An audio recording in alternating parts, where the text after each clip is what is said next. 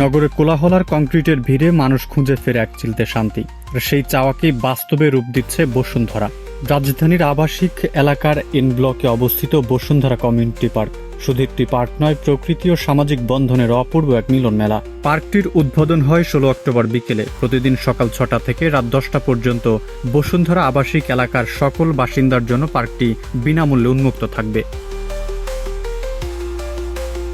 পার্কের মাঝ বরাবর বিস্তৃত এক সুবিশাল লেক, যার জলরেখায় প্রতিফলিত হয় সূর্যের আলোক রশ্মি, আর সন্ধ্যার আভায় জ্বলে ওঠে নীরব প্রশান্তি।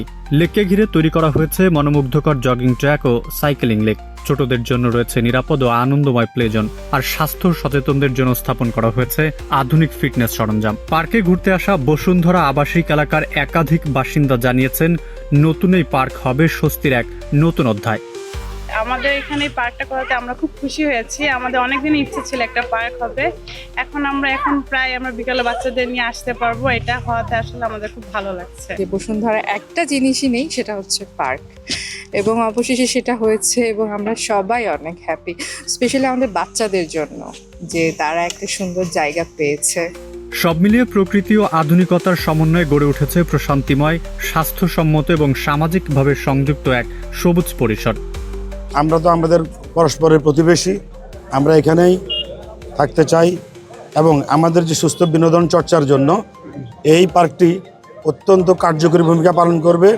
নতুন এই পার্কটি কমিউনিটির প্রাণকেন্দ্র, যেখানে প্রকৃতির সৌন্দর্য ও আধুনিক জীবনের প্রয়োজনীয়তা মিলেমিশে তৈরি করবে এক অনন্য অভিজ্ঞতা। এইরকম একটি পার্ক বসুন্ধরার জন্য খুব জরুরি ছিল। আর ঢাকা শহরের কথা যদি আমরা বলি, ঢাকা শহরে তো কোনো পার্ক নেই, মাঠগুলো উধাও হয়ে গেছে, হাঁটার জায়গা নেই মানুষের।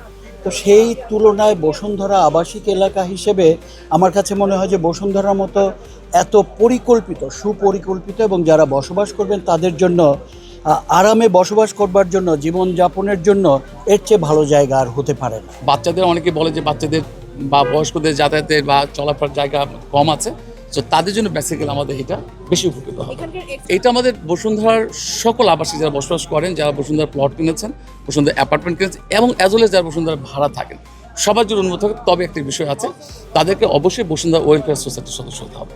এটা উদ্দেশ্য হলো এটা যাতে আমাদের এটাকে প্রপারলি মেনটেন করা যায়, এর জন্য শুধু আমাদের এই উদ্যোগটা নেওয়া। এখানে আছে নান্দনিক বসার জায়গা, সবুজে ঘেরা আরামদায়ক পরিবেশ আর মনোরম ক্যাফে কর্নার, যেখানে দিন শেষে চায়ের কাপে মিশে যাবে প্রশান্তির গল্প।